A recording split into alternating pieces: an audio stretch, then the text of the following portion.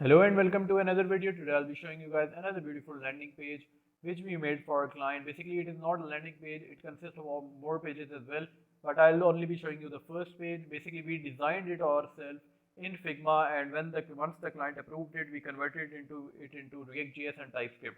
So you can see that this is a nav bar and how good it looks like. Also it has two buttons on the right side. Now this is the main section and it is related to a tech company. So basically you can see also it slides down. I will show you like this. Okay, so if I scroll down, this is another section, and if I scroll down, it's really related to database. Basically the text and some of the images were given to us, but other than that we added some of our own images as well, like these images, but for the text they provided us the text. Now if I scroll down, this is another basically section, and this is the process section, also the shared section, and why trust us basically section.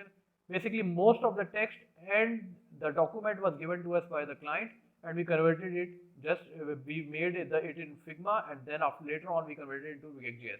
Also you can see it is a different section. If I scroll down, this is the footer. Also it has a chat button. If I click on it, the chat will open, and if I go up, you can see, I will show you.